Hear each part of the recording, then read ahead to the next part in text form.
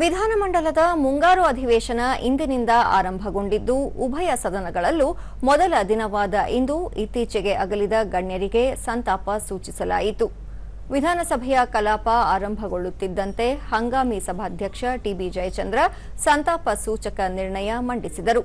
ಸಚಿವರಾಗಿದ್ದ ಡಿ ಸುಧಾಕರ್, ವಿಧಾನಸಭೆಯ ಉಪಾಧ್ಯಕ್ಷರಾಗಿದ್ದ ಸಿ ವೀರಣ್ಣ, ಮಾಜಿ ಸಚಿವರಾದ ವೆಂಕಟರಮಣಪ್ಪ, ರಾಮಚಂದ್ರಗೌಡ, ಮಾಜಿ ಶಾಸಕರಾದ KR Srinivasaiah, SH Puttaranganath, Syed Yasin, V Srinivasan, HM Chandrashekarappa, RG Venkatachalaiah, S Krishnappa, Rajya Sabha ಸದಸ್ಯರಾದ ಎಚ್ ಹನುಮಂತಪ್ಪ, ಖ್ಯಾತ ಗಾಯಕಿಯರಾದ ಎಸ್ ಜಾನಕಿ, ಆಶಾ ಭೋಸ್ಲೆ, ಮಾಜಿ ಪ್ರಧಾನಿ ಎಚ್ಡಿ ದೇವೇಗೌಡ ಅವರ ಪತ್ನಿ ಚೆನ್ನಮ್ಮ ಅವರ ಅಗಲಿಕೆಯನ್ನು ಸಭಾಧ್ಯಕ್ಷರು ವಿಷಾದದಿಂದ ಸದನಕ್ಕೆ ತಿಳಿಸಿದರು.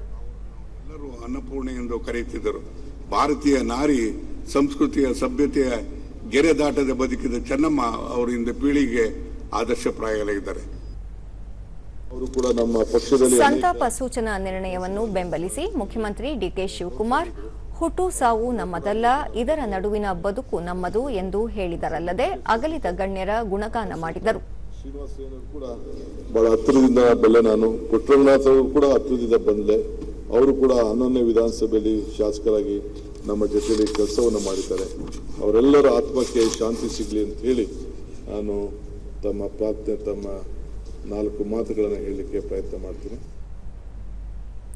ಉಪಮುಖ್ಯಮಂತ್ರಿ ಡಾಕ್ಟರ್ ಜಿ ಪರಮೇಶ್ವರ್, ವಿರೋಧ ಪಕ್ಷದ ನಾಯಕ ಆರ್ ಅಶೋಕ, ಸಚಿವರು, ಶಾಸಕರು ಸಂತಾಪ ಸೂಚನಾ ನಿರ್ಣಯವನ್ನು ಬೆಂಬಲಿಸಿದರು.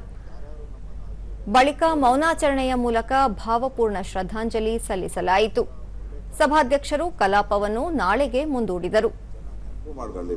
ರಾಜಕಾರಣಿಗಳಿಗೆ ಬೇರೆ ಏನಿದೆ, ನಾವು ರಾಜಕಾರಣಿಗಳು ಇರ್ತೀರಿ, ಹೋಗ್ತೀರಿ, ಆದರೆ ನಾವು ಮಾಡಿರೋ ಕೆಲಸ ಮಾತ್ರ ಉಳಿಯುವಂಥದ್ದು.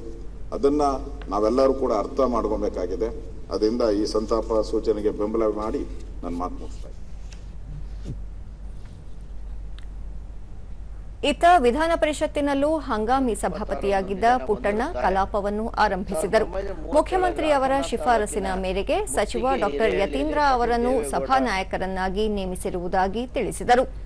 ಯತೀಂದ್ರ ಅವರು ಪ್ರತಿಕ್ರಿಯಿಸಿ, ಸಚಿವ ಸ್ಥಾನ, ಸಭಾಧ್ಯಕ್ಷ ಸ್ಥಾನ ಎರಡೂ ತಮಗೆ ಮೊದಲ ಅನುಭವ, ಸದನದ ಸದಸ್ಯರ ಸಲಹೆ ಮತ್ತು ಸಹಕಾರ ಅಗತ್ಯ ಎಂದು ಹೇಳಿದರು.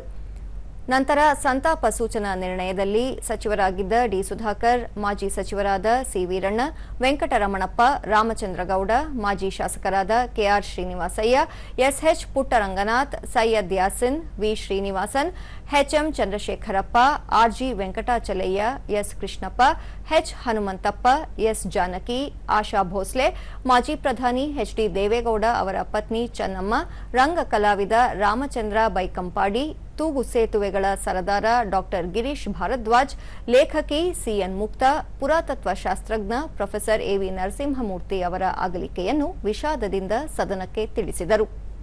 ಅನ್ನಪೂರ್ಣೆ ಎಂದು ಕರೆಯುತ್ತಿದ್ದರು. ಭಾರತೀಯ ನಾರಿ ಸಂಸ್ಕೃತಿಯ ಸಭ್ಯತೆಯ ಗೆರೆದಾಟದ ಬದುಕಿದ ಚೆನ್ನಮ್ಮ ಅವರು ಆದರ್ಶಪ್ರಾಯರಾಗಿದ್ದರು. ಶ್ರೀಯುತರ ನಿಧನದಿಂದಾಗಿ ರಾಜ್ಯವು ಹಿರಿಯ ಸರಳತೆಯ ಸಾಕಾರ ಮೂರ್ತಿಯೊಬ್ಬರನ್ನು ಕಳೆದುಕೊಂಡಂತಾಗಿದೆ. ಬಳಿಕ ಡಾಕ್ಟರ್ ಯತೀಂದ್ರ ಸಂತಾಪ ಸೂಚನಾ ನಿರ್ಣಯವನ್ನು ಬೆಂಬಲಿಸಿ ಅಗಲಿದ ಗಣ್ಯರ ಗುಣಗಾನ ಮಾಡಿದರು.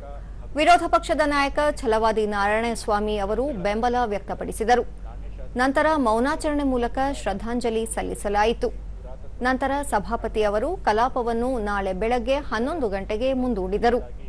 ರಾಷ್ಟ್ರಕ್ಕೆ ಒಬ್ಬ ನಾಣ್ಯ ತಜ್ಞರನ್ನ ನಾವು ಕಳ್ಕೊಂಡಂಗಾಗಿದೆ. ಹಾಗಾಗಿ ಇವರ ಆತ್ಮಕ್ಕೂ ಕೂಡ ಶಾಂತಿ ಸಿಗಲಿ ಅಂತ ಹೇಳಿ ನಾನು ಇಲ್ಲಿ ಪ್ರಾರ್ಥನೆ ಮಾಡ್ತಾ ಇದ್ದೇನೆ.